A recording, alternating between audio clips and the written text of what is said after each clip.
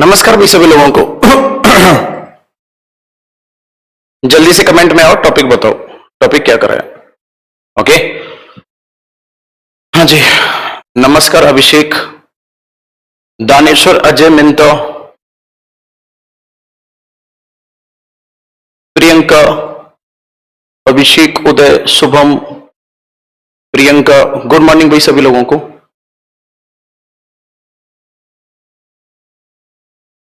नमस्कार भाई सभी लोगों को, नमस्कार। क्या कराया था? अल्वीडो।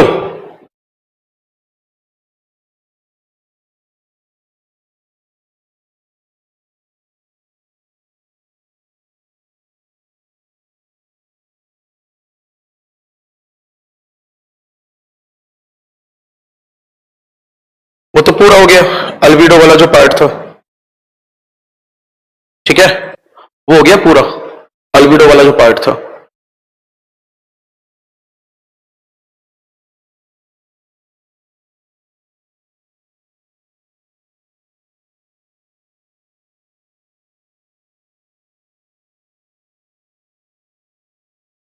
दो तीन क्वेश्चन के आंसर दे दो जल्दी से। अल्वीडो कितना होता है अर्थ का? अर्थ का अल्वीडो कितने यूनिट के बराबर होता है?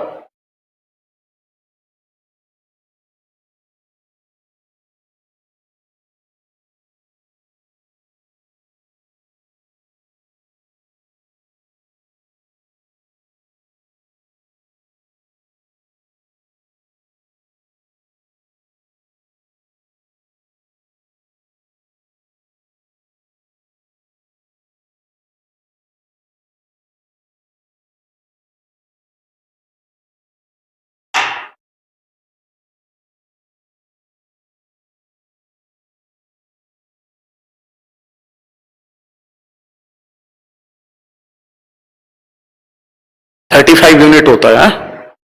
चलो ओके, नेक्स्ट हेडिंग डालो होगा, नया चैप्टर इसी में डालो, ह्यूमिडिटी।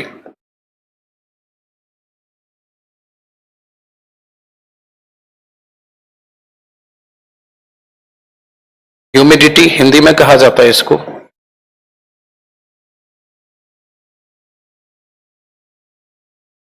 आर्द्रता।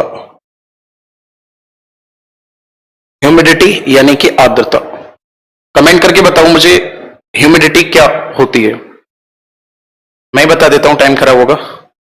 ह्यूमिडिटी का मतलब क्या होता है? तो ह्यूमिडिटी का मतलब होता है water vapour amount.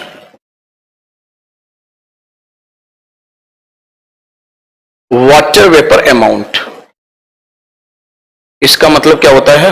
Water vapour amount कहां पे प्रेजेंट हो, कहां प्रेजेंट हो? Water vapour amount present in the air, यही क्या कहलाती है? ह्यूमिडिटी कहलाती है। ओके, हिंदी में इसको क्या कहा जाएगा? हिंदी में कहा जाएगा वायु में उपस्थित,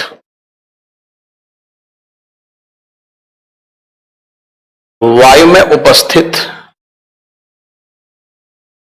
वायु में उपस्थित जलवाष्प की मात्रा, वायु में उपस्थित जलवाष्प की जो मात्रा है, वायु में उपस्थित जलवाष्प की मात्रा को क्या कहा जाता है? इसकी मात्रा को आर्द्रता कहा जाता है। इसकी मात्रा को क्या कहा जाता है? तो आपका आंसर क्या होगा? इसको आर्द्रता कहा जाता है। अब एक वर्ड तो होता है ह्यूमिडिटी और एक वर्ड होता है मॉइस्चर। पहले पूरा इस क्या है समझ लो इसको। ह्यूमिडिटी और मॉइस्चर में डिफरेंस क्या है?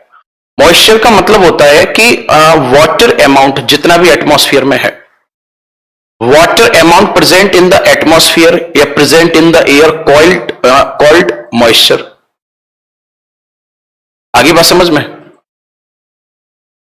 मॉइस्चर का अगर हम बात करेंगे यहीं पे कि मॉइस्चर में क्या क्या रखा जाता है, तो जो मॉइस्चर होता है मॉइस्चर के अंतर्गत रखा जाता है किसमें? मतलब मॉइस्चर में ह्यूमिडिटी भी हो सकती है। मॉइस्चर, दोबारा सुनो, अगर केवल और केवल वाटर वेपर की हम बात कर रहे हैं तो फिर क्या हो सकता है? तो इसको क्या बोला जाएगा? ह्यूमिडिटी बोला जाएगा। मॉइस्चर में वाटर वेपर भी हो सकता है, ठीक है ना। उसके साथ साथ आइस क्रिस्ट क्या नाम है, आइस पार्टिकल्स भी हो सकते हैं एटमॉस्फेयर के। उसके साथ साथ और क्या हो सकता है उसमें, वाटर ड्रॉप्स भी हो सकती हैं।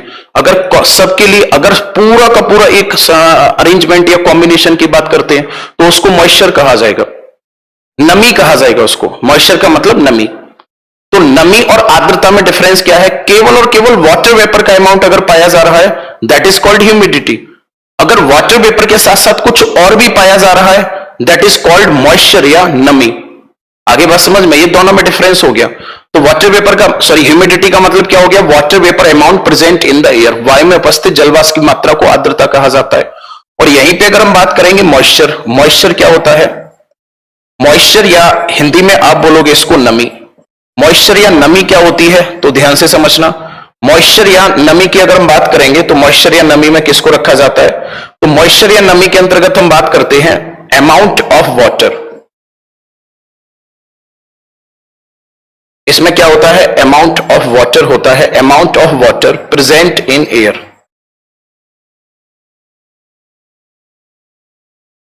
Amount of water present in air, ठीक है ना। Amount of water present in air in the form of,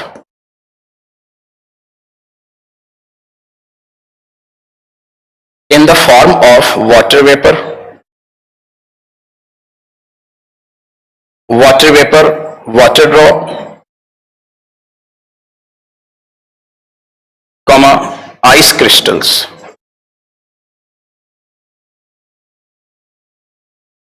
आगे बात समझ में, यानी नमी क्या होती है, तो आपका आंसर होगा वायु में उपस्थित। नमी क्या होती है, तो आपका आंसर होगा वायु में उपस्थित जलवाष्प, कॉमा जल की बूंद, कॉमा बर्फ कण,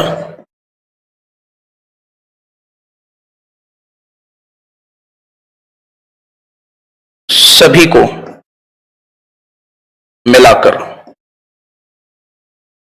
को मिलाकर नमी कहा जाता है।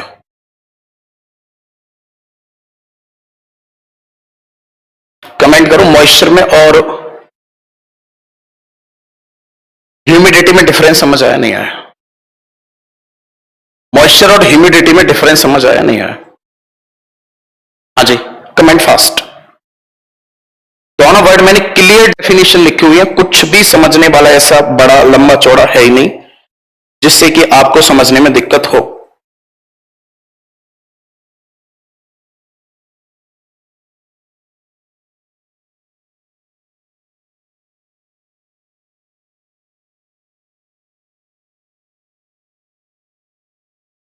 हाँ जी क्लियर है।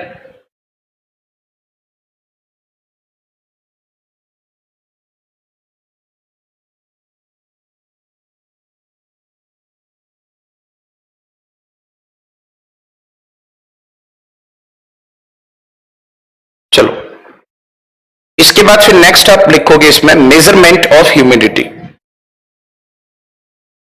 नेक्स्ट लिखोगे आप इसी में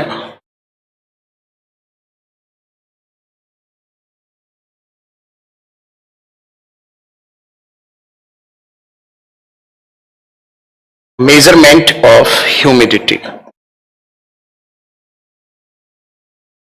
यानी कि आर्द्रता का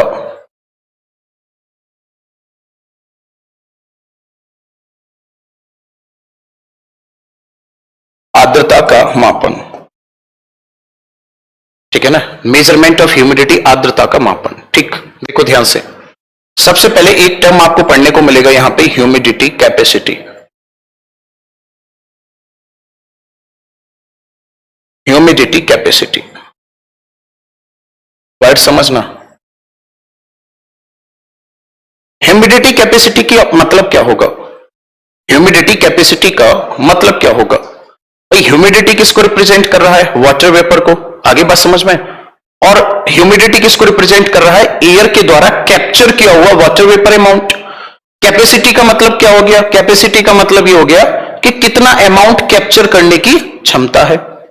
आगे बात समझ में, तो ये किसको रिप्रेजेंट कर रहा है, तो आपका आंसर होगा ये रिप्रेजेंट कर रहा है कैपेसिटी।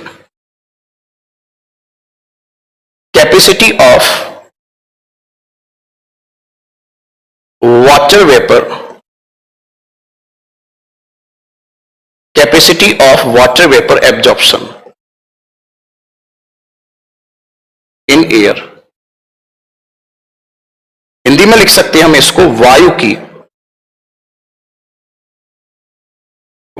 की जलवाष्प धारण क्षमता,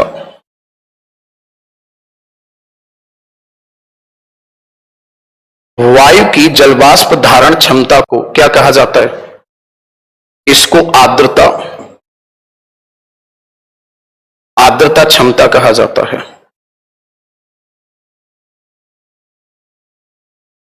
मतलब कि एक पर्टिकुलर एरिया है ये वाला, इस एरिया के अंदर ये एयर है, ये एयर कितने वाटर वेपर अमाउंट को अपने साथ होल्ड कर सकती है, कितना अमाउंट, इसी को क्या कहा जाएगा?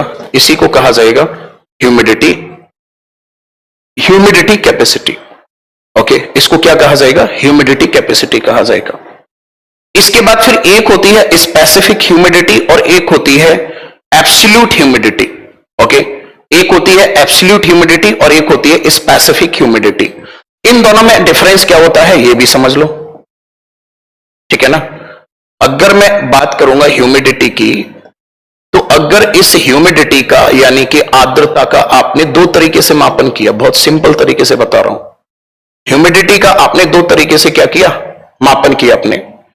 एक मापन किसके आधार पर किया आपने? तो एक मापन किया था आपने किसके आधार पर? आपका आंसर होगा सर, एक मापन किया था आपने वॉल्यूम के आधार पर, यानी कि आयतन के आधार पर, और एक मापन किया था आपने वॉल्यूम के साथ साथ वेट के आधार पर, यानी कि भार के आधार पर। आगे बात समझ में? तो जब वॉल्यूम के आधार पर करते हैं हम ह्यूमिडिटी का मेजरमेंट, तो जब वॉल्यूम के बेस पर किया जाएगा तो डेफिनेशन क्या हो जाएगी इसकी? डेफिनेशन हो जाएगी दिए गए आयतन में, दिए गए आयतन में, दिए गए आयतन में उपस्थित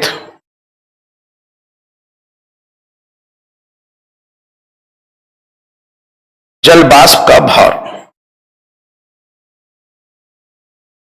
आगे बात समझ में? तो यूनिट क्या हो जाएगी इसकी? यूनिट इसका मतलब हो जाएगा वेट अपॉन वॉल्यूम, ठीक है ना, वेट अपॉन वॉल्यूम। और इसका मतलब क्या होगा?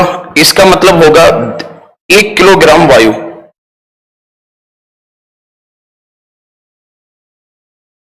एक किलोग्राम वायु में उपस्थित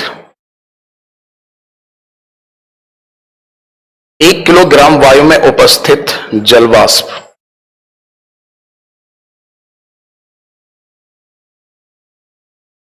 एक किलोग्राम वायु में उपस्थित जलवाष्प की मात्रा, 1 किलोग्राम वायु में उपस्थित जलवाष्प की मात्रा जो होगी, तो फिर इसका क्या नाम है, यूनिट क्या हो जाएगी? इसकी यूनिट हो जाएगी वेट अपॉन, यूनिट हो जाएगी इसकी वेट अपॉन वेट। आगे बात समझ में? अब इनके अलग अलग नाम क्या होंगे? तो इसका तो नाम होगा स्पेसिफिक ह्यूमिडिटी, ये क्या हो जाएगी? ये हो जाएगी स्पेसिफिक ह्यूमिडिटी, यानी इसको कहा जाएगा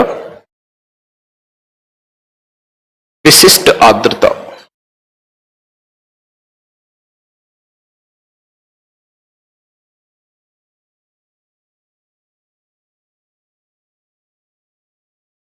और इसको क्या कहा जाएगा? तो आपका आंसर होगा, इसे नाम दिया जाएगा एब्सोल्यूट ह्यूमिडिटी।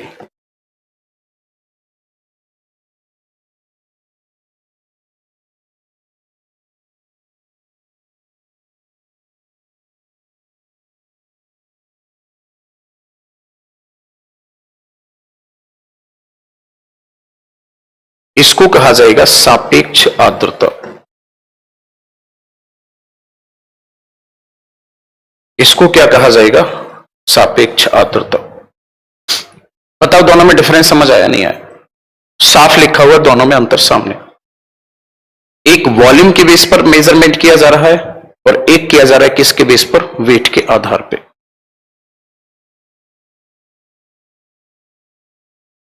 हाँ जी,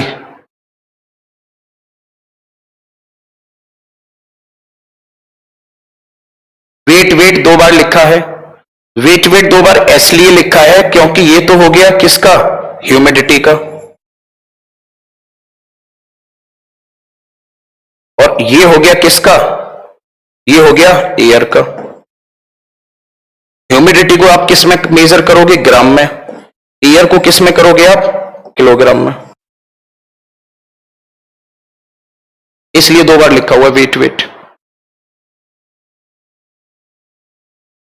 ठीक है, हाँ जी,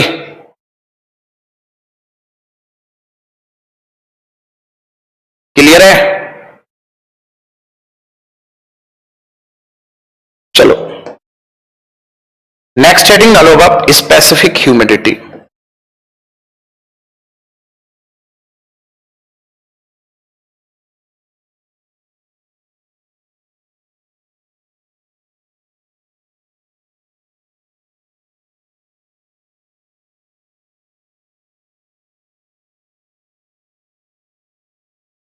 निरपेक्ष आर्द्रता क्या है? निरपेक्ष आर्द्रता का मतलब होता है, ये होता है ratio, ratio of present water vapour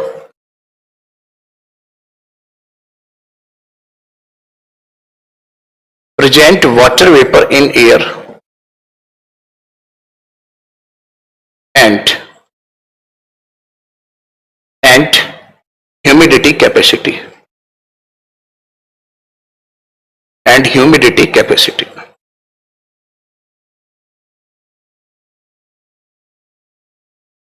specific नहीं,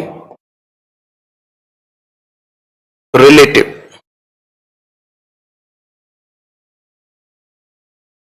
ये क्या होगा?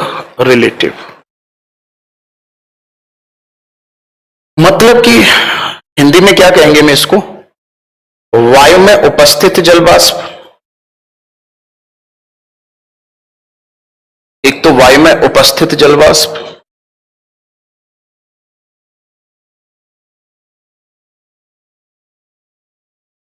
वायु में उपस्थित जल वाष्प एवं आर्द्रता क्षमता का अनुपात, एवं आर्द्रता क्षमता का अनुपात क्या कहलाता है? निरपेक्ष आर्द्रता कहलाता है। निरपेक्ष आर्द्रता कहलाता है।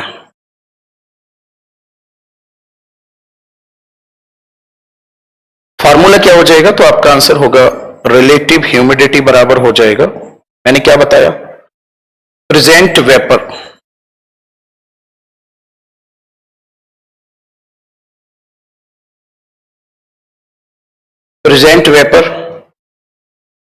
Upon capacity into 100। इसी को क्या कहा जाएगा? रिलेटिव ह्यूमिडिटी कहा जाएगा। आगे बात समझ में? इसी को क्या कहा जाएगा? रिलेटिव ह्यूमिडिटी कहा जाएगा।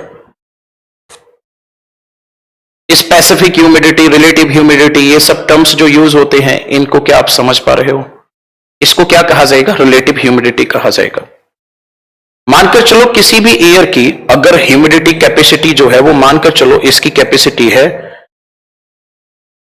80 ग्राम, 80 ग्राम इसकी ह्यूमिडिटी कैपेसिटी है, लेकिन प्रेजेंट कितनी है? तो आपका आंसर होगा 40 ग्राम है। आगे बात समझ में? इंटू 100 डिवाइड कर दो इसको, यानी इस वायु में कितने प्रतिशत आर्द्रता है? इस वायु में 50% की आर्द्रता है। इस वायु में कितनी आर्द्रता है? तो आपका आंसर होगा इसमें है 50% आर्द्रता।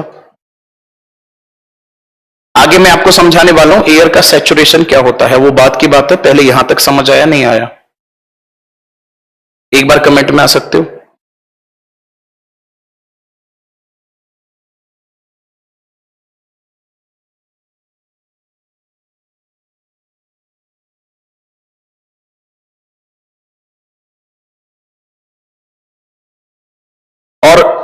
एक बात बताऊं आपको, कायदे में तो ये चीजें मुझे पढ़ानी ही नहीं चाहिए, क्योंकि मेरे सिलेबस का पार्ट ही नहीं है, फिजिक्स का पार्ट है। फिजिक्स में चैप्टर होता है आपका पूरा।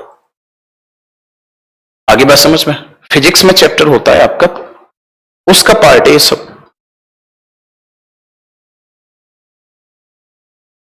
ओके, ये पूरा का पूरा साइंस का पार्ट है, मेरा पार्ट ही नहीं है।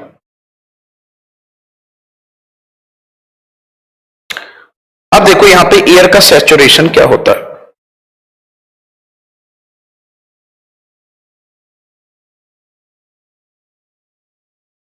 सैचुरेशन ऑफ एयर,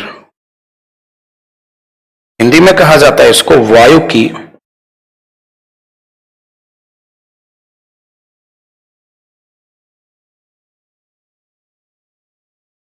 की संतृप्तता क्या होती है।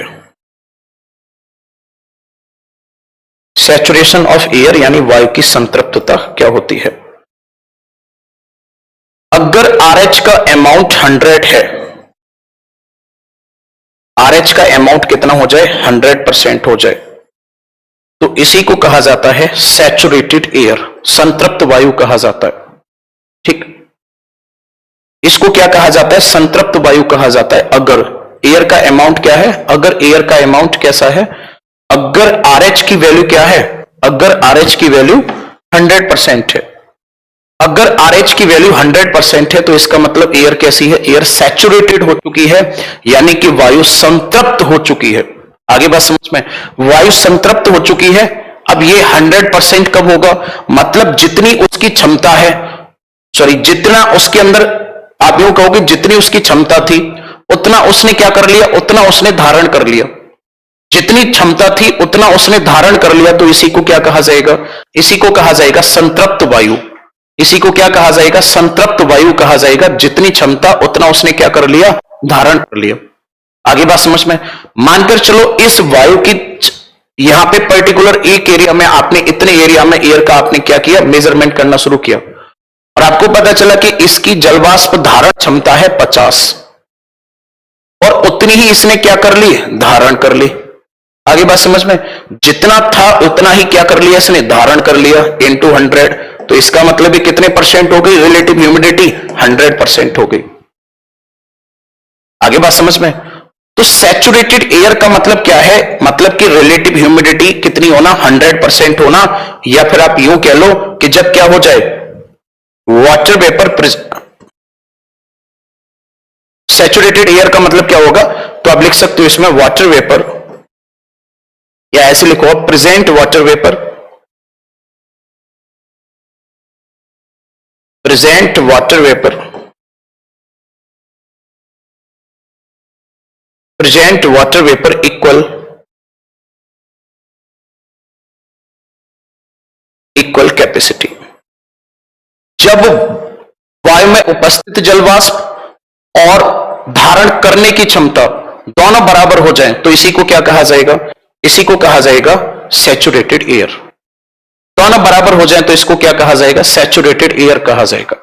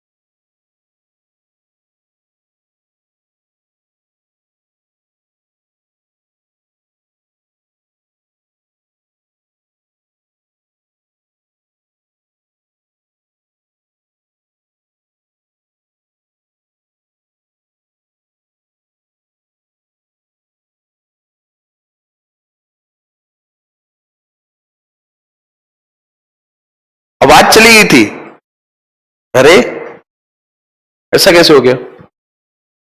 हाँ भाई,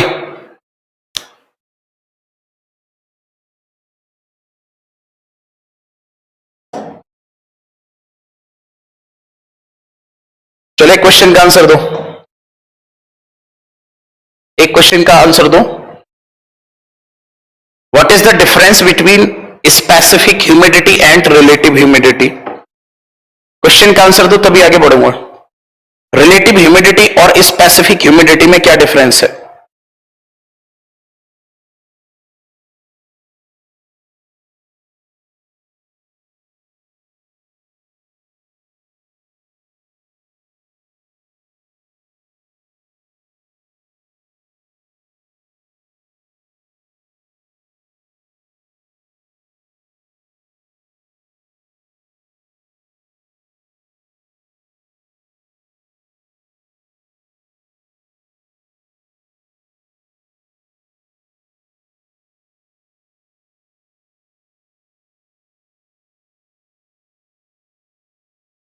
हाँ जी, क्या डिफरेंस है बताओ? स्पेसिफिक ह्यूमिडिटी और रिलेटिव ह्यूमिडिटी में क्या डिफरेंस है?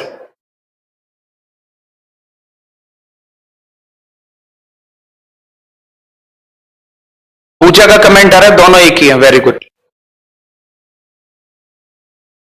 मैंने पूछा स्पेसिफिक में और रिलेटिव ह्यूमिडिटी में क्या डिफरेंस है? स्पेसिफिक ह्यूमिडिटी और रिलेटिव ह्यूमिडिटी में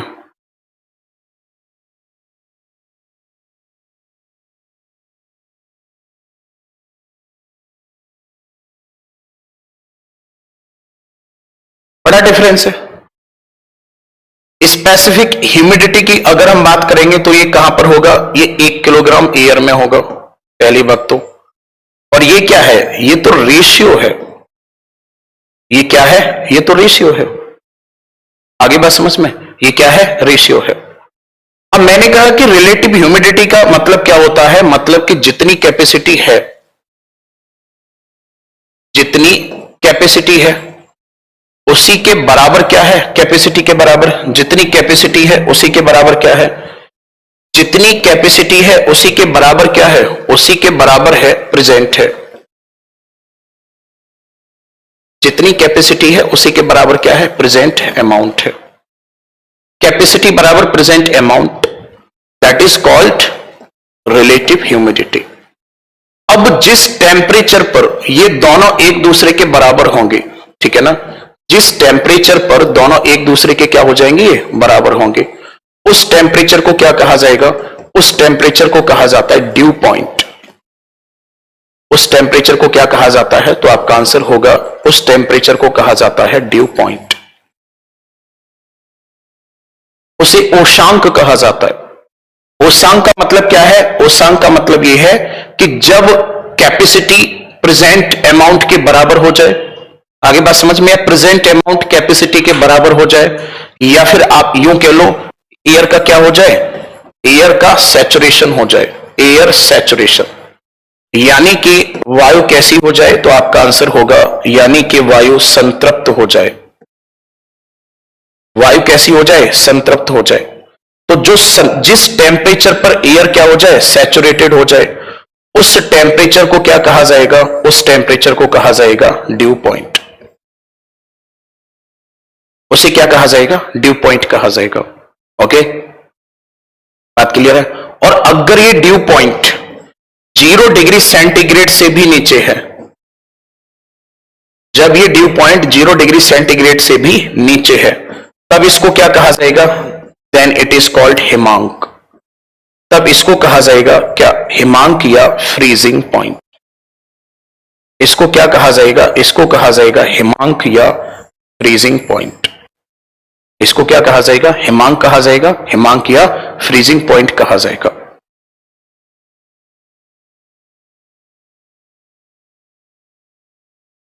do you know what is the difference between due point and freezing point? लिखो जल्दी से, लिखो जल्दी से। इन रिलेटिव ह्यूमिडिटी, लिखना शुरू करो जल्दी से। इन relative humidity, relative humidity, in relative humidity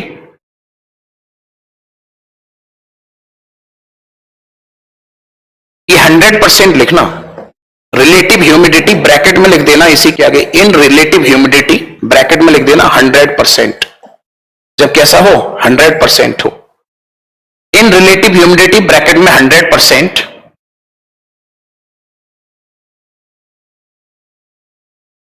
humidity capacity, humidity capacity, humidity capacity always equal to the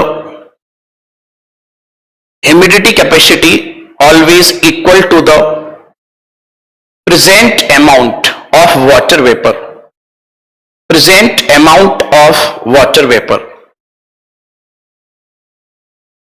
present amount of water vapor,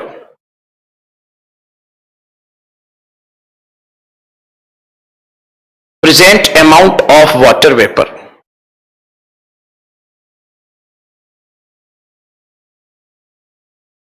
present amount of water vapor। ठीक है, हिंदी में लिखो इसको, निरपेक्ष आर्द्रता 100%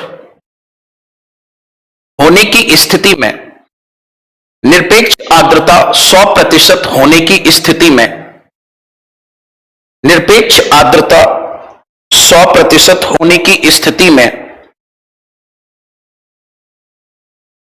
100% होने की स्थिति में,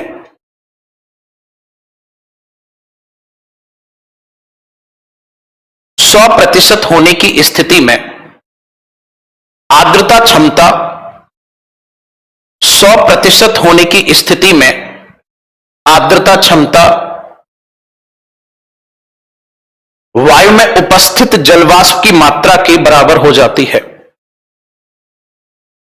आर्द्रता क्षमता वायु में उपस्थित आर्द्रता के बराबर हो जाती है। ठीक है, कंटिन्यू करो। And this air called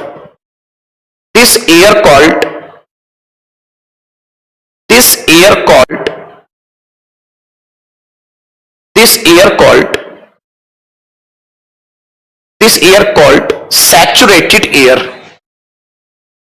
this air called saturated air।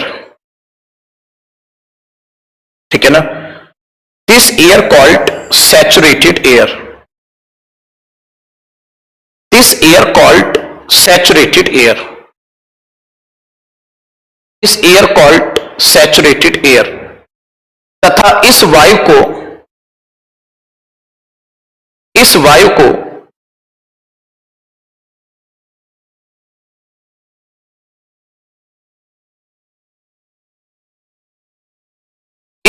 को संतृप्त वायु कहा जाता है। इस वायु को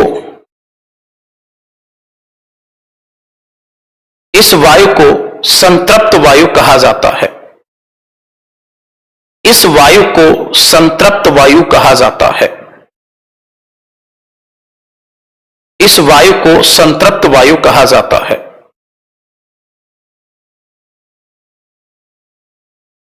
इस वायु को क्या कहा जाता है? संतृप्त वायु कहा जाता है। इस वायु को संतृप्त वायु कहा जाता है। रिलेटिव ह्यूमिडिटी निरपेक्ष होगा, अगर मैंने बोल भी दिया हो सापेक्ष तो करेक्शन कर लेना। इस वायु को सापेक्ष वायु कहा जाता, सॉरी, इस वायु को संतृप्त वायु कहा जाता है। आगे लिखो नेक्स्ट लाइन से, अ टेम्परेचर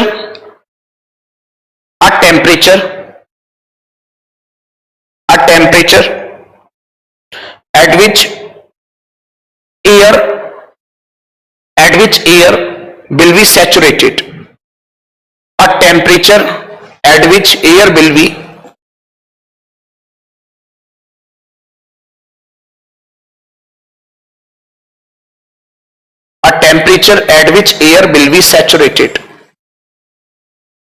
be saturated, called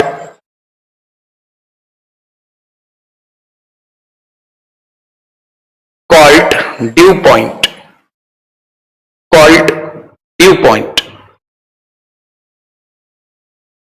वह ताप जिस पर वायु संतृप्त हो जाती है,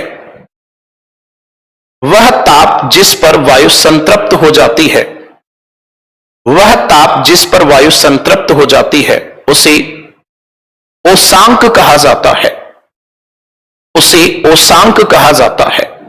नेक्स्ट, उसे ओसांक कहा जाता है। अगले पॉइंट में लिखो, when dew point is less than 0 degree centigrade, dew point is less than 0 degree centigrade, dew point is less than 0 degree centigrade, then it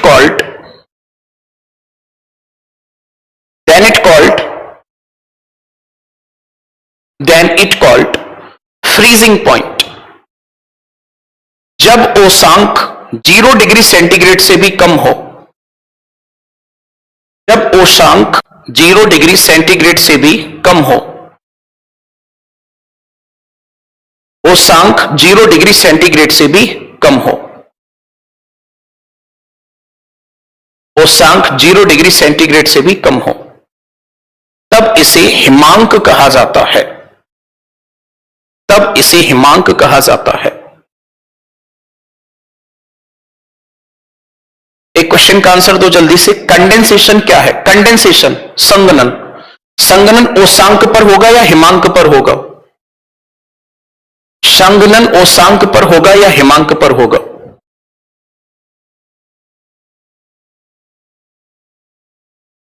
संघनन कहां होगा, ओशांक पर या हिमांक पर?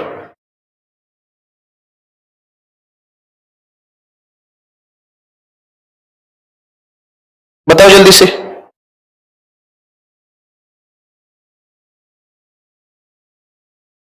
संघनन ओशांक पर होगा या हिमांक पर?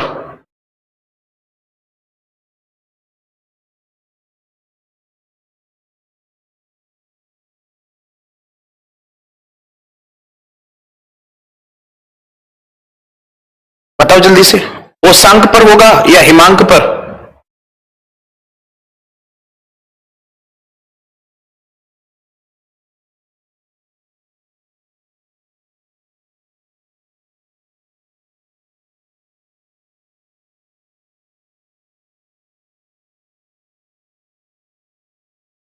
जितने लोगों का आंसर ड्यू पॉइंट है वो गलत है। ओशांक पर नहीं होता और ना ही हिमांक पर होता। संघनन की प्रक्रिया जो शुरू होती है ना, संघनन की प्रक्रिया की अगर हम बात करेंगे तो संघनन की प्रक्रिया शुरू होती है ओशांक से निम्न ताप पर। फ्रीजिंग पॉइंट पर जब आ जाएगा तो फ्रीजिंग पॉइंट का तो मतलब ये हो गया कि जमना शुरू कर देगा। आगे बात समझ में? तो उसको कंडेंसेशन कहां कहा जाएगा? उसको तो सब्लिमेशन कहा जाएगा, जब सीधा का सीधा जाके कन्वर्ट हो रहा है। आगे बात समझ में? तो लिखो आप इस लाइन को, condensation always start at low temperature of dew point, at low temperature then to the dew point, low temperature then to the dew point, not at dew point, not at dew point, not at dew point। संघनन की क्रिया, संघनन की क्रिया, संघनन की क्रिया ओशांक से निम्न ताप पर शुरू होती है, ओशांक से निम्न ताप पर शुरू होती है, ना कि ओशांक पर। ओशांक से निम्न ताप पर शुरू होती है, ओशांक से निम्न ताप पर शुरू होती है, ना कि ओशांक पर।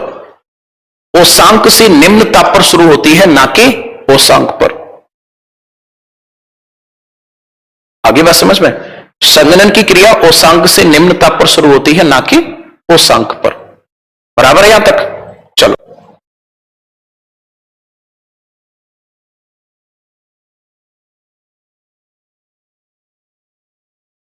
लिखो आगे। इन कंडेंसेशन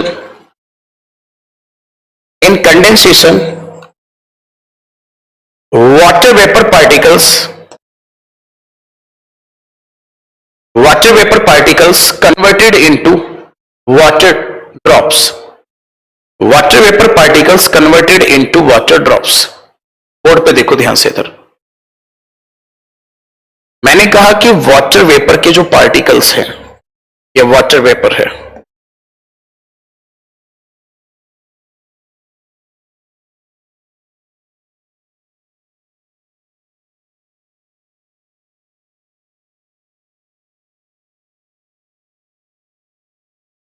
जो जलवाष्प है, जलवाष्प किस में बदल रहा है?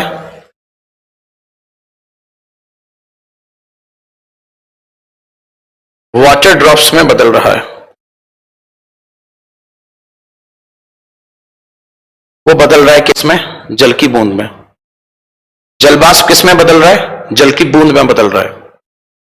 ठीक, जलवाष्प जब जल की बूंदों में बदलेगा जिस टेम्परेचर पे, तो पहली बात तो टेम्परेचर क्या होगा? टेम्परेचर जो होगा वो कम होगा किससे? ड्यू पॉइंट से। आगे बात समझ में, टेम्परेचर किससे कम होगा? ड्यू पॉइंट से कम होगा। आगे बात समझ में, टेम्परेचर कम होगा किससे? ड्यू पॉइंट से। और इस पूरे के पूरे फिनोमेना को क्या कहा जाएगा? इस प्रोसेस को क्या कहा जाएगा? जब ये इसमें कन्वर्ट हो रहा है तो इसी को कहा जाएगा कंडेंसेशन। इसी को क्या कहा जाएगा? कंडेंसेशन। इसी को कहा जाएगा संघनन। इसी को कंडेंसेशन या संघनन कहा जाएगा। आगे बात समझ में, इसी को क्या कहा जाएगा? संघनन कहा जाएगा। ओके, चलो अब संघनन की क्रिया लगातार शुरू हो गई। संघनन की क्रिया क्या होगी? लगातार शुरू हो गई है। बारिश कैसे होगी? जब संघनन की क्रिया होगी तो आपको इतना पता है कि इसी से क्या होगा? संघनन की क्रिया से ही क्लाउड फॉर्मेशन होगा। आगे बात समझ में, क्या होगा? इससे क्लाउड फॉर्मेशन होगा, यानी कि बादल का निर्माण होगा।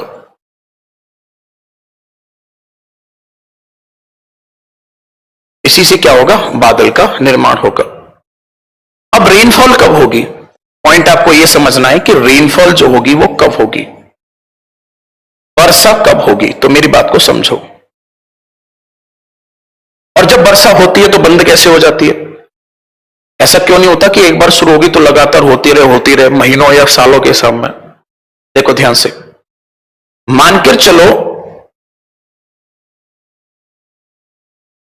कैपेसिटी जो है वो है 60 की। कैपेसिटी कितनी है? 60 की, बराबर है।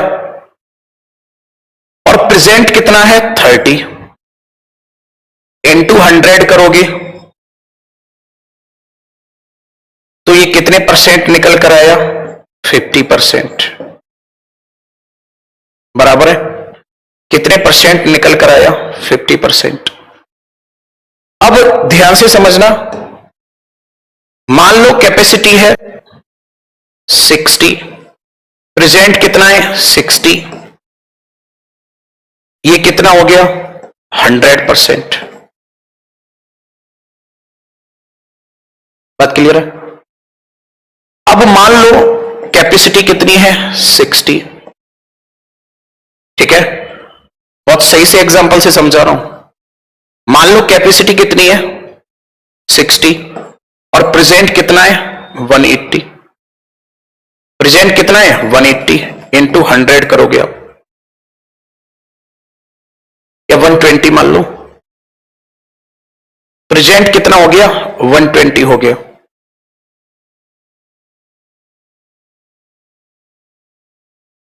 ये तो 200% निकल के आ रही है।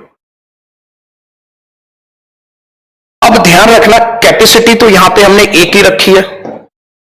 कितनी है कैपेसिटी? 60।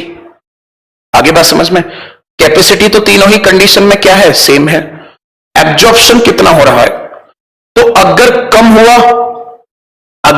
हुआ तो आप इसको क्या बोलोगे? अभी तो एयर ड्राई है, धारण करने की क्षमता और है इसके अंदर, इसको तो आप नेग्लेक्ट ही कर दो। मैं बस ये बताना चाह रहा हूं आपको कि क्या, मेरी बात को ध्यान से समझना, मैं बस एक बात बताना चाह रहा हूं आपको कि क्या पहली कंडीशन में रेनफॉल होगी? क्या पहली कंडीशन में रेनफॉल होगी? क्या इस वाली कंडीशन में रेनफॉल होगी? तो आपका आंसर क्या होगा? इस वाली कंडीशन में रेनफॉल नहीं होगी। इस वाली कंडीशन में क्या हुआ है, केवल और केवल एयर सैचुरेटेड हुई है। क्या वर्षा होगी इस वाली कंडीशन में? नहीं होगी। ना तो इस कंडीशन में वर्षा होगी ना इस कंडीशन में होगी। क्या इस कंडीशन में रेनफॉल होगी? इस कंडीशन में रेनफॉल होगी। और कितनी रेनफॉल होगी? 100 था ना ये सैचुरेटेड का, एक्स्ट्रा कितना है 100, तो यही रेनफॉल में कन्वर्ट हो जाएगा। यही कितना होगा, रेनफॉल में कन्वर्ट हो जाएगा। बताओ समझ में आया नहीं आया? दूसरे एग्जांपल से समझाता हूं।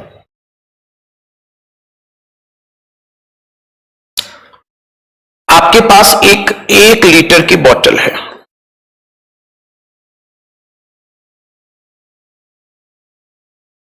आपके पास 1 लीटर की बोतल है। बात को ध्यान से सुनना।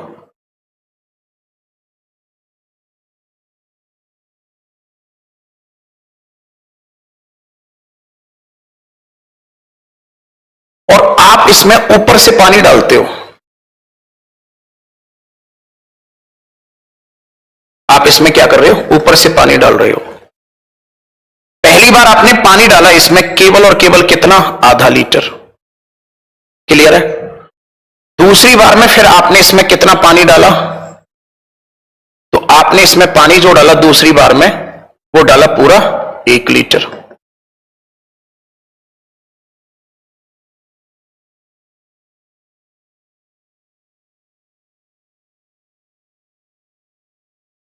क्लियर है? और तीसरी बार में आपने इसमें पानी डाल दिया कितना, तो तीसरी बार में आपने इसमें टारगेट है आपका कि आपने पानी डालना है इसमें कितना, टोटल कितना पानी आपने डाला बिना देखे। आप यूं समझ लो, आपने पानी डाल दिया इसमें 1.5 लीटर। आपने पानी कितना डाल दिया इसमें, 1.5 लीटर डाल दिया। बराबर है? जब पानी आपने इसमें 1.5 लीटर डाल दिया, आगे बात समझ में? और कैपेसिटी कितनी थी इसकी, 1 लीटर की। कैपेसिटी कितनी थी, 1 लीटर की। तो एक्स्ट्रा कितना आया, आधा लीटर। तो अब आपके फर्श पर, अब आपके टेबल पर, जहां कहीं भी आपने इस बोतल को रखा हुआ है, कितना पानी फैलेगा, कितना पानी बाहर निकलेगा, कितना पानी बह जाएगा, कितना पानी? आपका आंसर क्या होगा, आधा लीटर। कितना पानी बह जाएगा, आधा लीटर। तो यही आधा लीटर जो होगा ना, इसी को कहा जाएगा रेनफॉल। इसी को क्या कहा जाएगा, रेनफॉल कहा जाएगा। पहली कंडीशन में तो कोई उम्मीद ही नहीं है। पहली कंडीशन में तो कोई उम्मीद ही नहीं है, मतलब कि यहां पे रिलेटिव ह्यूमिडिटी कितने परसेंट है, 50% है। यहां पे रिलेटिव ह्यूमिडिटी क्या है, रिलेटिव ह्यूमिडिटी है 100%। यहां रिलेटिव ह्यूमिडिटी कितनी है, तो यहां पर रिलेटिव ह्यूमिडिटी है ज्यादा, कितने से, 100% से। और जब रिलेटिव ह्यूमिडिटी 100% से ज्यादा हो जाएगी, तब तक क्या होगा, तब तक बारिश होना शुरू हो जाएगी। तब तक क्या होगा, बारिश होना शुरू हो जाएगी। सैचुरेटेड का मतलब क्या है, और एग्जांपल से बताऊं, मजा आएगा सुन के। ये एक रसगुल्ला है आपके पास,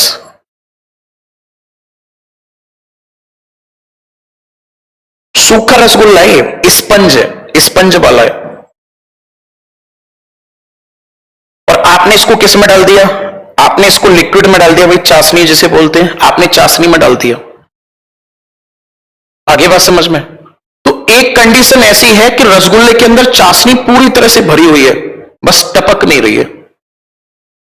तो ऐसी कंडीशन जब रसगुल्ले के अंदर चाशनी पूरी तरह से भरी हुई है, उसकी कैपेसिटी कितनी है रसगुल्ले की, अगर आप उसको निचोड़ोगे तो 3 ग्राम उसकी कैपेसिटी है। बिल्कुल लबालब भरा हुआ है, बस टपकने नहीं दे रहा है। That is called saturation. इसी को संतृप्तता कहा जाता है कि भाई साहब अगर इससे थोड़ी और चाशनी डाल दी तो तुरंत टपकना शुरू हो जाएगी। आगे बात समझ में? थोड़ी सी और अगर चाशनी इसमें डाली तो टपकना शुरू हो जाएगी, दैट इज कॉल्ड सैचुरेशन। आगे बात समझ में? That is called saturation. अब उसी रसगुल्ले के ऊपर आपने और चाशनी डाल दी, भाई बिल्कुल उसकी जितनी लिमिट थी। आगे बात समझ में? तीसरे एग्जांपल से समझो, आप वेट लिफ्टिंग का काम कर रहे हो, आप वेट उठा रहे हो, या आपके ऊपर, आपके हाथों के ऊपर यहां पे पता चला 10 प्लेट इधर रख दी, 10 प्लेट इधर रख दी, आपकी कैपेसिटी पूरी तरह से ये है। अब आपके हाथ यूं कर रहे हैं बस। अब अगर 10 से अगर और एक्स्ट्रा रखी जाएंगी तो प्लेट क्या हो जाएंगी? गिरना शुरू होगी या नहीं होगी? प्लेट गिरना शुरू हो जाएगी। तो यहां पे सबसे बड़ा रेनफॉल के केस में इफेक्ट किसका है? रेनफॉल की कंडीशन में इफेक्ट है एक्स्ट्रा अमाउंट, किसके सापेक्ष? Extra amount with respect to the relative 100% relative humidity.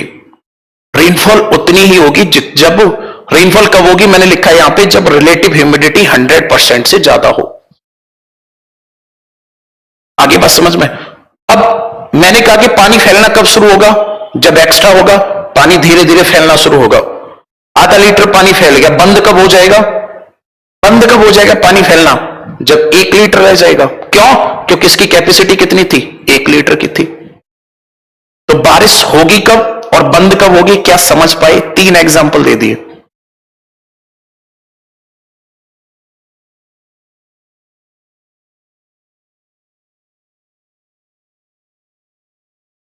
अब सैचुरेशन अच्छे से समझ आ गया, क्या बात है? सोनू का कमेंट आ रहा है 50% तो क्लास में ही याद हो जाता है, थैंक यू। प्रणब का कमेंट है संतृप्तता ज्यादा होने पर वर्षा होगी। बेवकूफ, यही तो बता रहा हूं इतनी देर से तुझे।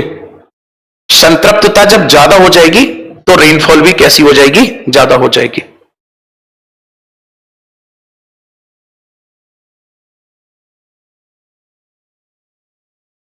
अब जो ये एग्जाम्पल मैंने आपको बताया है, इसी एग्जाम्पल को होल्डिंग कैपेसिटी, ये वो, इनको समझते, ठीक है ना? इनको समझने की कोशिश करते हैं हम। मैंने क्या कहा? इस पूरे के पूरे, अब देखो मैंने क्या कहा यहां से, इस पूरे के पूरे जो आपके पास एक जार था, इस जार की कैपेसिटी कितनी थी? 1 लीटर की। पानी कब फैला? जब एक्स्ट्रा हो गया था। जो एक्स्ट्रा वाटर था वो क्या हो गया? धीरे धीरे यहां से फैलना शुरू हो गया। इसका मतलब यह हुआ, जो क्लाउड की कैपेसिटी है, जब क्लाउड की कैपेसिटी, मतलब क्लाउड की कैपेसिटी से जब एक्स्ट्रा वाटर वेपर उसमें पहुंच जाता है, उसका कंडेंसेशन होने पर क्या हो जाता है? रेनफॉल हो जाती है। इस बात को आप यूं भी कह सकते हो, दोबारा सुनो मैंने क्या कहा, लिख के बताता हूं। मैंने क्या कहा आपसे? मैंने कहा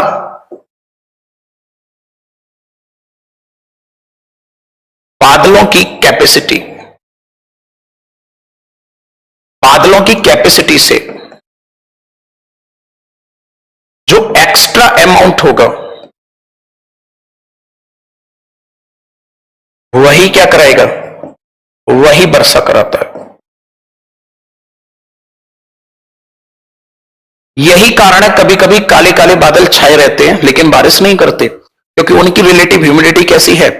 100% से ऊपर नहीं हुई है। जैसे ही उन बादलों की रिलेटिव ह्यूमिडिटी 100% से एबव हो जाती है, वो बरसना शुरू कर देते हैं। बताओ क्या कहते हो? जब मैं लिखा रहा था तो आपको पता नहीं क्या अजीब ही लग रहा होगा कि लिखाए जा रहे लिखाए जा रहे। अब समझा रहा हूं तो कैसा फील कर रहे हो? जब पूछा करो तो एक बार में जल्दी से कमेंट में बता दिया करो, जिससे एक ये आइडिया हो जाता है कि मैक्सिमम स्टूडेंट समझ चुके हैं। दूसरी कंडीशन ये कि मैक्सिमम स्टूडेंट की समझ नहीं आया तो फिर टीचर और दिमाग लगाता है उसमें।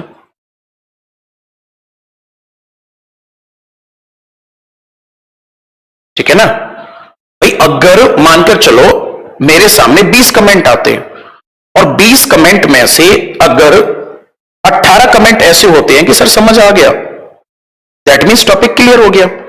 और 20 कमेंट में से अगर मेरे सामने कमेंट आते हैं 5 के समझ आ गया, 15 कमेंट आते समझ नहीं आया, तो फिर मैं क्या करूंगा? मैं फिर उसको किसी और तरीके से समझाने की कोशिश करूंगा। आगे बात समझ में क्लियर है? Very good. अब तो सारे लोगों के कमेंट आने समझ आ गया, क्या बात है। ये तो टाइम ऐसा होता है कि आपकी और जो कैप्चरिंग पावर है कंटेंट को वो और एक्स्ट्रा होती है। सुबह सुबह का टाइम होता है, आराम से हाथ मुंह धो के नहा धो के कोशिश किया करो, सुबह सुबह नहा के बैठा करो, सुस्ती भी दूर हो जाएगी और पूरे दिन फिर आप प्रॉपर काम भी कर पाओगे। और ऐसा तो कभी मत करना कि सुबह उठे, पढ़े, बिना नहाए बैठ गए पढ़ने और दोबारा सो गए, फिर 11-12 बजे जग रहे। वैसे मुझे नहीं लगता कि ऐसा होगा, क्योंकि ज्यादातर स्टूडेंट रूरल एरिया से हैं, अपने यहाँ पे ज्यादातर स्टूडेंट गांव वगैरह से बिलोंग करते हैं, तो गांव में कहां सोया जाता है इतना, घर वाले लात मार के जगा देते सुबह 4 बजे या 5 बजे तो, और 5 बजे से तो खटर पटर शुरू हो ही जाती है। गलियों में कोई निकल के जा रहा है, कभी कोई कुछ हो रहा है, हुहल्ला होना शुरू हो जाता है। ऐसा लगता है 6 बजे के करीब तो भाई चारों तरफ त्राही त्राही मची हुई है, हाहाकार मचा हुआ है। होटल वाले से समझ आ गया, वैसे नहीं आता। ओके, कैसे भी समझ आया, आया तो सही। अब मुझे बताओ एक पॉइंट और बताओ मुझे।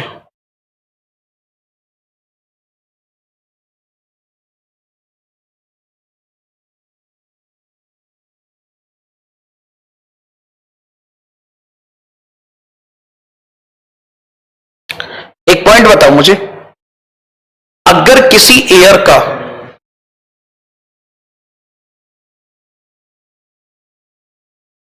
टेम्परेचर बढ़ाया जाता है तो इसका रिलेटिव ह्यूमिडिटी पे इफेक्ट क्या होगा?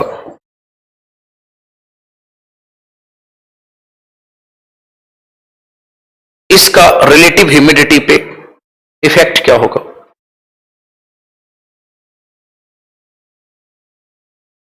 अगर टेम्परेचर बढ़ाया जाता है तो रिलेटिव ह्यूमिडिटी पे इफेक्ट क्या होगा?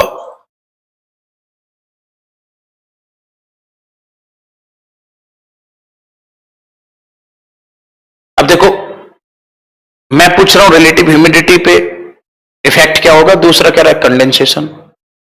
तो कंडेंसेशन से क्या मतलब भाई? मैं केवल ये पूछ रहा हूं रिलेटिव ह्यूमिडिटी पे इफेक्ट क्या होगा। कुछ लोगों का कमेंट आ रहा है रिलेटिव ह्यूमिडिटी बढ़ जाएगी। कैसे बढ़ जाएगी बताओ जरा मुझे। देखो ध्यान से समझ लो इस पॉइंट को। ये पर्टिकुलर किसी भी एरिया की ये एयर है, इसका आपने क्या किया, इसका आपने किया टेम्परेचर इंक्रीज।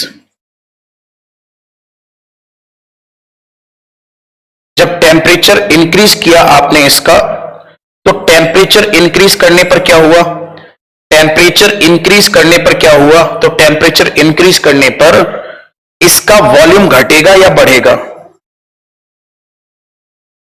इसका वॉल्यूम बढ़ेगा, वॉल्यूम बढ़ेगा।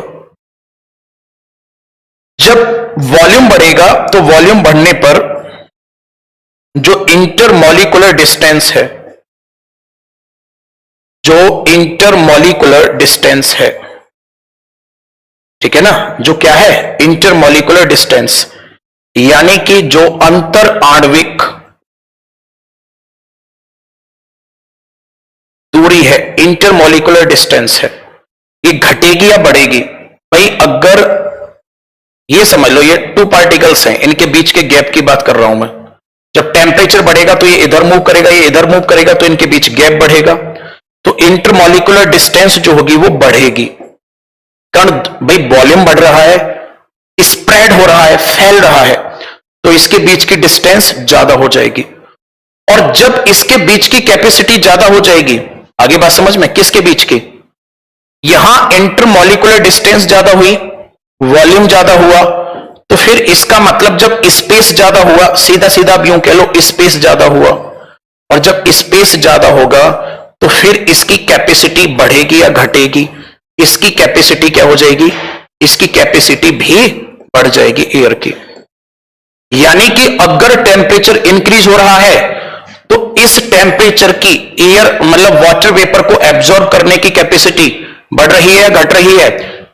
कैपेसिटी बढ़ जाएगी। अब मानकर चलो 2 कंडीशन है। एक कंडीशन में तो 50-50 ले लेते हैं हम दोनों तरफ, ये प्रेजेंट अमाउंट है, दोनों तरफ हमने क्या किया 50-50 ले लिया दोनों तरफ। एक की तो कैपेसिटी 50 ही थी, लेकिन एक की कैपेसिटी जो थी 50 से बढ़कर हो गई 100। एक की कितनी हो गई 100, तो ये तो हो गई 100%, और ये इसकी कैपेसिटी बढ़ गई तो ये कितनी रह गई, ये रहेगी 50%। अब ये मत कह देना कैसे, अब इधर 100 भी तो लगाओगे, तो ये हो गया 2 टाइम्स और ये हो गया 50, इसकी रहेगी 50%। तो रिलेटिव ह्यूमिडिटी घटी या बढ़ी, रिलेटिव ह्यूमिडिटी घटी या बढ़ी, अब बताओ कमेंट करके, रिलेटिव ह्यूमिडिटी घटी या बढ़ी।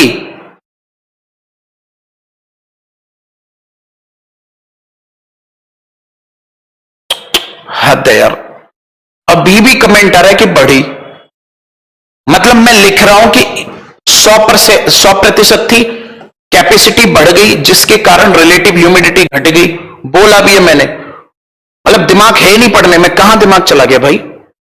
और भी साफ साफ लिखा हुआ है 100% थी, यहां पे कैपेसिटी कितनी थी, 50, कैपेसिटी 50 से कितनी हो गई 100, तो जब कैपेसिटी 50 से 100 हुई तो रिलेटिव ह्यूमिडिटी कितनी हो गई, ये कितनी रह गई, ये 50 रह गई। जब रिलेटिव ह्यूमिडिटी 50 रह जाएगी तो फिर क्या होगा, घटेगी या बढ़ेगी, घटेगी। दूसरे क्वेश्चन का आंसर दो, टेम्परेचर जब जब इंक्रीज करेगा तब तब RH की वैल्यू क्या करेगी, डिक्रीज होगी। चलो दूसरे क्वेश्चन का आंसर दो। दूसरा क्वेश्चन आपसे यह है कि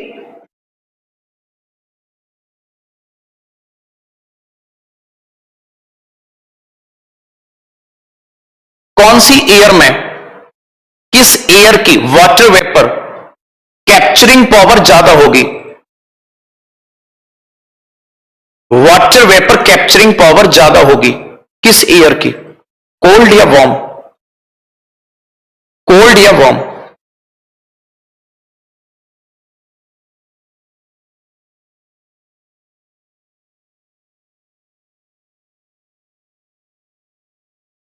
अभिषेक का कमेंट आ रहा है कि कोल्ड एयर की ज्यादा होगी।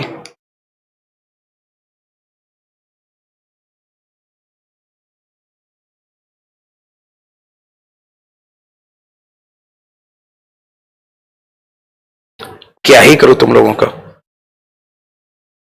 एक एयर है और एक ये एयर है,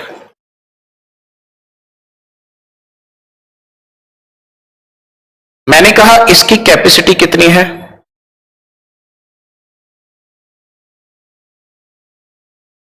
50, ठीक है, और इस एयर का टेम्परेचर ज्यादा है, टेम्परेचर ज्यादा हुआ तो वॉल्यूम बढ़ गया, और जब वॉल्यूम बढ़ गया, आगे बात समझ में, तो फिर इसका मतलब इसकी जो कैपेसिटी थी वो कैसी हो गई,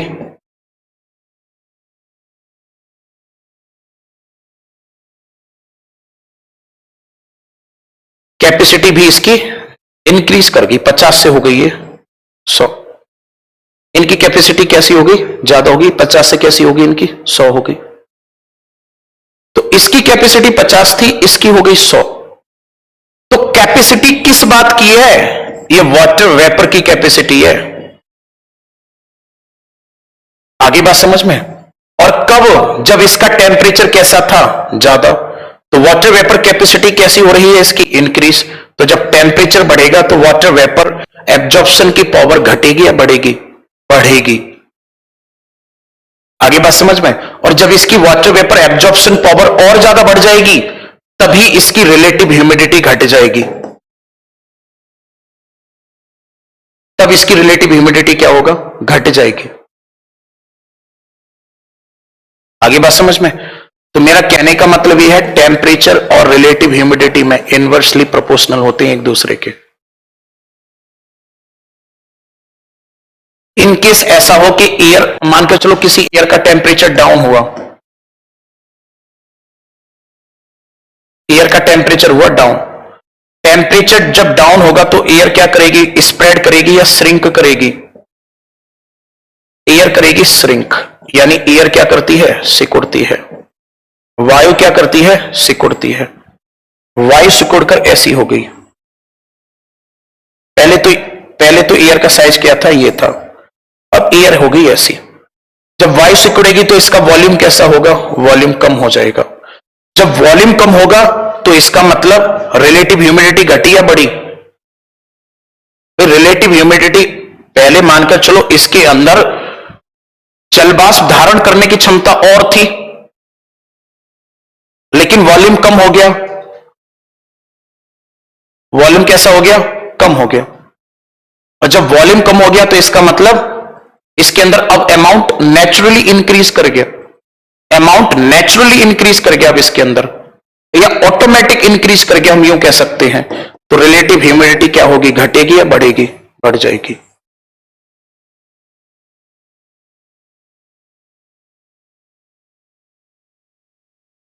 इस बात को आप यूं भी कह सकते हो, देखो ध्यान से, टेम्परेचर को ना कहो तो, अगर ह्यूमिडिटी कैपेसिटी,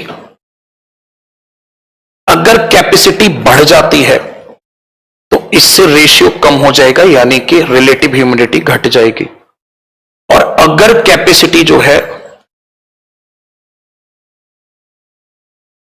कम हो गई तो रिलेटिव ह्यूमिडिटी बढ़ जाएगी। और ये एक छोटी सी बात बताऊं, मैथमेटिक्स में आपको अच्छे से पता होती है, इतना तो पता है भाई, कोई भी वैल्यू है, जो फॉर्मूला था उस फॉर्मूला में क्या था,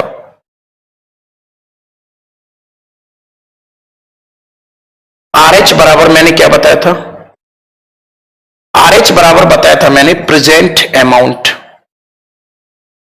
अपॉन कैपेसिटी इंटू 100, ठीक है, प्रेजेंट अमाउंट इंटू 100 बराबर है। अब सिंपल सी बात है, अगर इस कैपेसिटी की वैल्यू बढ़ जाती है तो ओवरऑल जो वैल्यू होगी वो कैसी हो जाएगी, कम हो जाएगी, और अगर इसकी वैल्यू कम रहती है तो इसकी वैल्यू ज्यादा होगी। इतना तो आपको समझ आता ही होगा।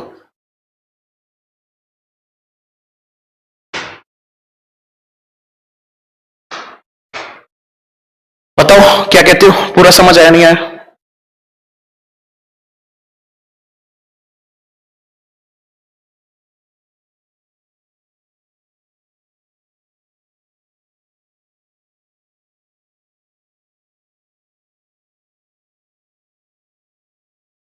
सर कोल्ड एयर रेनफॉल क्यों नहीं करती? कोल्ड एयर इसलिए रेनफॉल नहीं करेगी क्योंकि उसके अंदर एक्स्ट्रा अमाउंट जो है उसको एब्जॉर्ब करने की क्षमता ही नहीं है।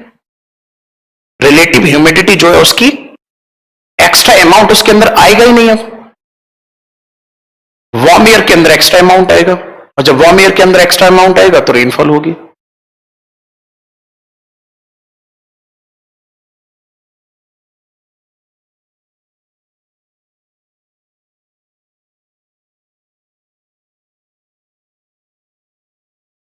क्लियर है?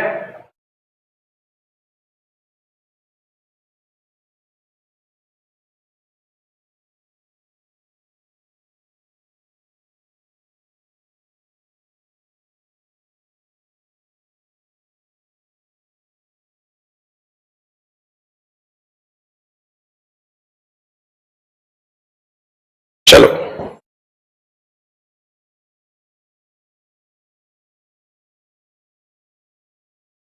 अब आपको नेक्स्ट क्लास में पढ़ना है किसके बारे में, व्हाट इज फॉग।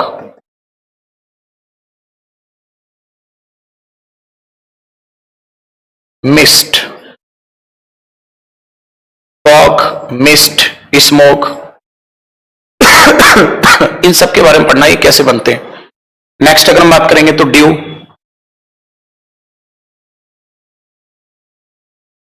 ओस, ये सब कैसे बनते हैं, ठीक है। और ऐसे ही पढ़ते रहो आराम से, मेहनत से, इसको पूरा होने दो, फिर पढ़ाएंगे क्लाउड।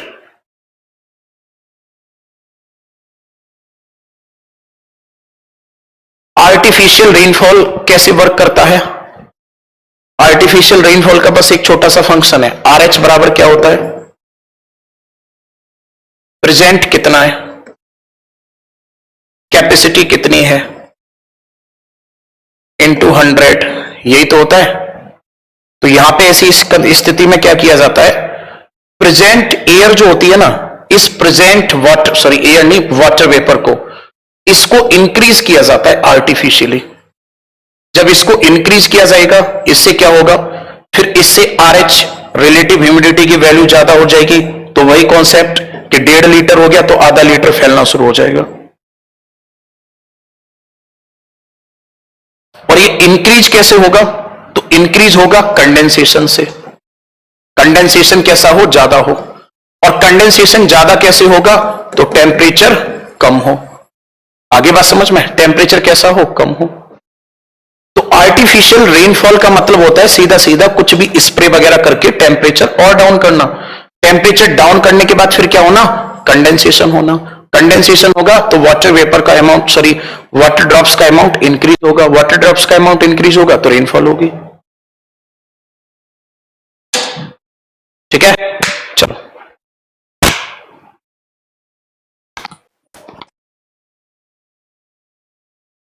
कल फ्राइडे, मैपिंग हर हाल में होगी कल। पिछले वाले वीक में नहीं हो पाई है शायद, इस बार हर हाल में होगी मैपिंग। ठीक है, मतलब इसको हम मंडे को पढ़ेंगे मैपिंग, और देखते हैं क्वेश्चन भी कराएंगे इस बार।